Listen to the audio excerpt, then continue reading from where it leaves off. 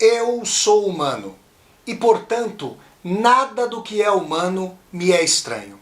Assim falava o poeta e dramaturgo romano Terêncio, e assim falo eu, Flávio Ricardo Vassoler, escritor, professor e youtuber. E hoje, em mais uma leitura literária aqui do meu canal do YouTube, eu trago para vocês fragmentos da obra Las Venas Abiertas de América Latino, de Latinoamérica, do grande escritor uruguaio e pensador social Eduardo Galeano, obra de 1971. Vamos lá então, sem mais, eu passo a palavra ao Eduardo Galeano, esse grande escritor uruguaio, para Las Venas Abiertas de América Latina. Vou ter que ler em espanhol, pessoal, porque eu adquiri esse livro em La Paz, no coração da Bolívia, no fim do ano de 2009. Vamos lá. La División Internacional del Trabajo consiste en que unos países se especializan en ganar y otros en perder. Nuestra comarca del mundo, que hoy llamamos América Latina, fue precoz. Se especializó en perder desde los remotos tiempos en que los europeos del Renacimiento se abalanzaron a través del mar y le hundieron los dientes en la garganta. Pasaron los siglos y América Latina perfeccionó sus funciones. Este ya no es el reino de las maravillas donde la realidad derrotaba la fábula y la imaginación. Y la imaginación era humillada por los trofeos de las conquistas, los yacimientos de oro y las montañas de plata. Pero la región sigue trabajando de sirvienta. Continúa existiendo al servicio de las necesidades ajenas, como fuente y reserva del petróleo y el hierro, el cobre y la carne, las frutas y el café, las materias primas y los alimentos con destino a los países ricos que ganan, consumiéndoles mucho más de lo que América Latina gana produciéndolos. Son muchos más altos los impuestos que cobran los compradores que los precios que reciben los vendedores. Y al fin y al cabo, como declaró en julio de 1968 Cavey Oliver, coordinador de la Alianza para el Progreso, hablar de precios justos en la actualidad es un concepto medieval.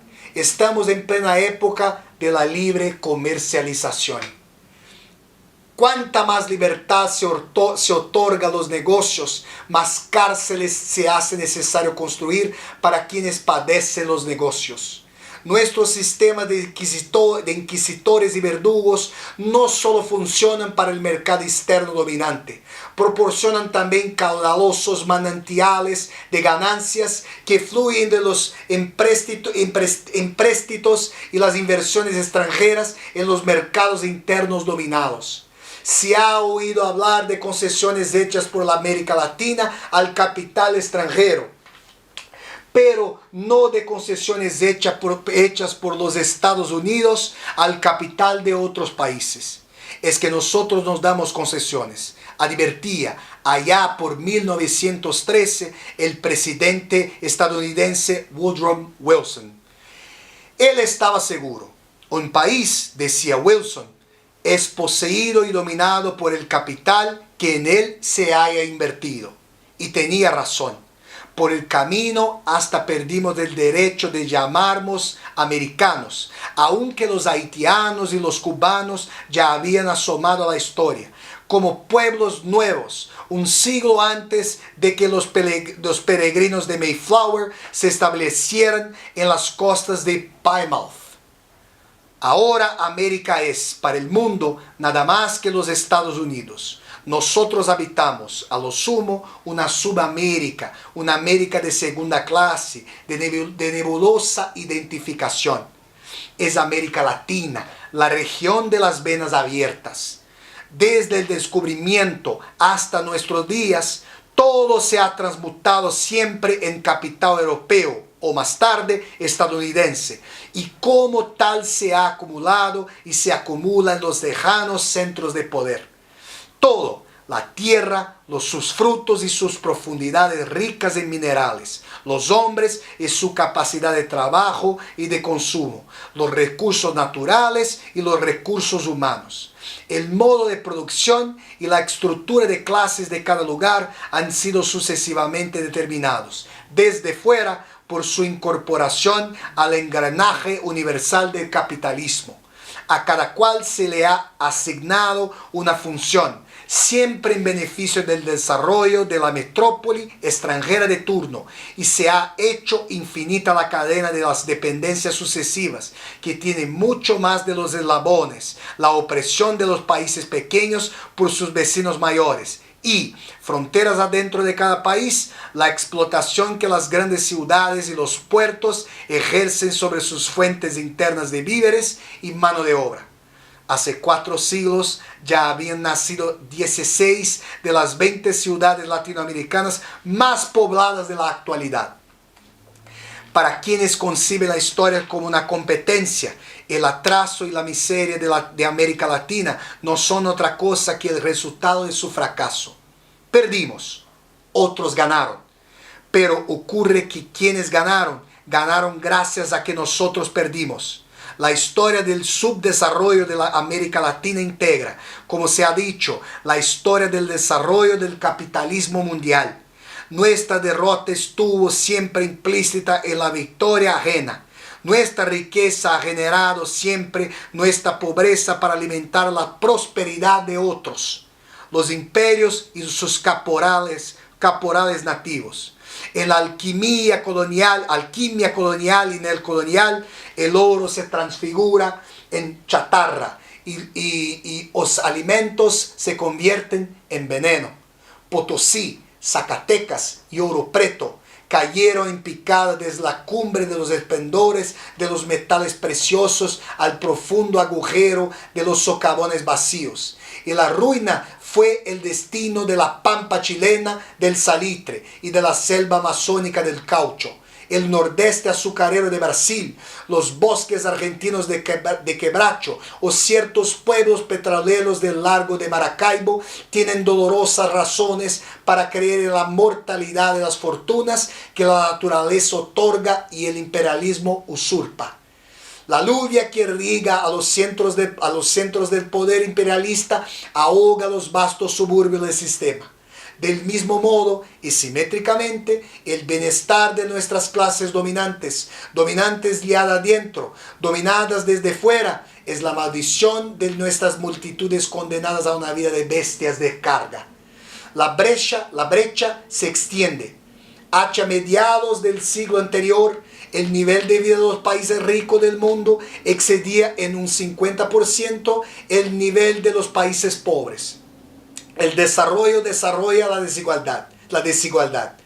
Richard Nixon anunció en abril de 1969 en su discurso ante la OEA, la Organización de los Estados Americanos, que a fines del siglo XX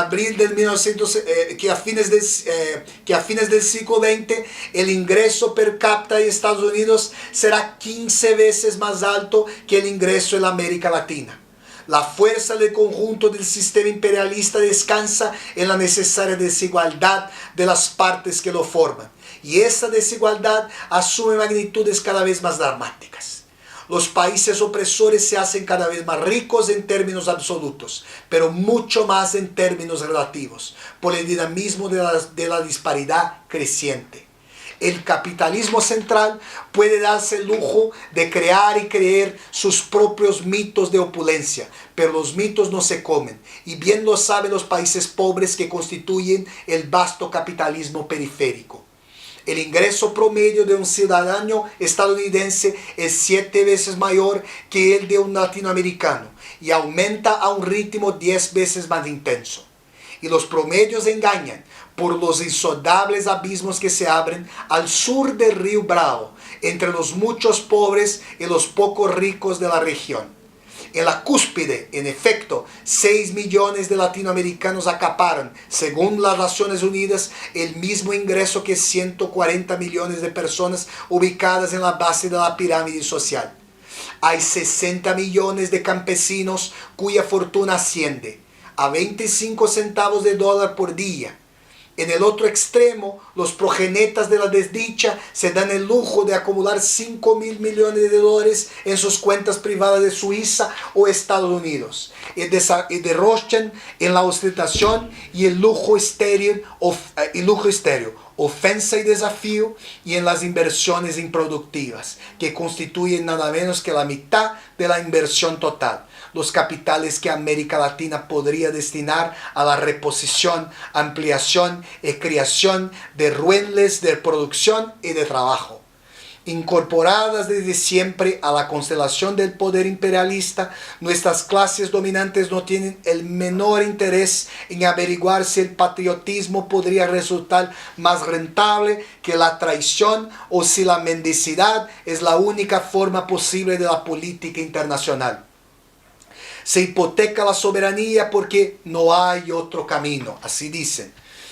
Las coartadas de la oligarquía confunden interesadamente la impotencia de una clase social con el presunto vacío de destino de cada nación. Josué de Castro declara: yo, que he recibido un premio internacional de la paz, pienso que, infelizmente, no hay otra solución que la violencia para América Latina. 120 millones de niños se agitan en el centro de esta tormenta. La población de América Latina crece como ninguna otra. En medio siglo se triplicó con creces. Cada minuto muere un niño de enfermedad o de hambre, pero en el año 2000 habrá 650 millones de latinoamericanos y la mitad tendrá menos de 15 años de edad. Una bomba de tiempo. Entre los 280 millones de latinoamericanos hay, a fines de 1970, 50 millones de desocupados o subocupados y cerca de 100 millones de analfabetos. La mitad de los latinoamericanos vive apiñada en viviendas insalubres. Los tres mayores mercados de América Latina, Argentina, Brasil y México, no alcanzan a igualar sumados la capacidad de consumo de Francia o de Alemania Occidental, aunque la población reunida de nuestros tres grandes excede largamente a la de cualquier país europeo. América Latina produce hoy día, en relación con la población, menos alimentos que antes de la última guerra mundial, y sus exportaciones per cápita han disminuido 3 veces a precios constantes desde la víspera de la crisis de 1929.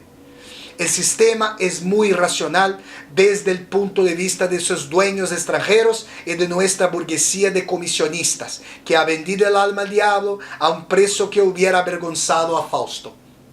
Pero el sistema es tan irracional como para todos los demás, que cuanto más se desarrolla, más agudiza sus desequilibrios y sus tensiones, sus contradicciones ardientes, hasta la industrialización dependiente y tardía que cómodamente coexiste con el latifundio y las estructuras de la desigualdad, contribuye a sembrar la desocupación en vez de ayudar a resolverla. Se extiende la pobreza y se concentra la riqueza en esta región que cuenta con inmensas legiones de brazos caídos que se multiplican sin descanso. Nuevas fábricas se instalan en los polos privilegiados de desarrollo. San Pablo, Buenos Aires, Ciudad de México, pero menos mano de obra se necesita cada vez. El sistema no ha previsto esta pequeña molestia. Lo que sobra es gente, y la gente se reproduce. Se hace el amor con entusiasmo y sin precauciones. Cada vez queda más gente a la vera del camino, sin trabajo en el campo, donde el latifundio reina con sus gigantescos eriales, y sin trabajo en la ciudad, donde reinan las máquinas. El sistema vomita hombres y mujeres. Las misiones estadounidenses esterilizan masivamente mujeres y siembran píldoras, diafragmas, espirales, preservativos y almanaques marcados, pero cosechan niños. Porfiadamente, los niños latinoamericanos continúan naciendo, reivindicando su derecho natural a obtener un sitio bajo el sol en estas tierras espléndidas que podrían brindar a todos y todas lo que a casi todos niegan. Pessoal, essas foram palavras simplesmente formidáveis da introdução do livro Las Venas Abiertas de América Latina, do grande pensador social e escritor uruguaio Eduardo Galeano, obra-prima de 1971. Se vocês gostaram de mais essa leitura literário, sociológico, histórica aqui do meu canal do YouTube, eu peço que vocês deem um like no vídeo, curtam o vídeo, disseminem esse vídeo pelas redes sociais para que nós possamos chegar a cada vez mais e mais pessoas. Se você está chegando ao canal pela primeira vez, seja muito bem-vindo e bem-vindo. Eu peço que você se inscreva aqui no canal, toque a sinetinha para poder receber as notificações e deixe o seu comentário aqui embaixo desse vídeo para eu poder conversar com você. E mais, aqui embaixo desse vídeo você também vai encontrar uma tecla chamada Seja Membro. Se você gosta das minhas aulas ao vivo, das minhas resenhas de filmes, das minhas resenhas de livros e das minhas leituras aqui literárias, históricas, sociológicas e filosóficas, eu peço que você considere a possibilidade de se tornar um membro ou uma membro humanista do canal e, segundo a sua capacidade financeira, a sua possibilidade financeira, contribuir para a continuidade desse projeto de universidade aberta no YouTube. Então é isso, pessoal. Até a próxima leitura e tchau, tchau!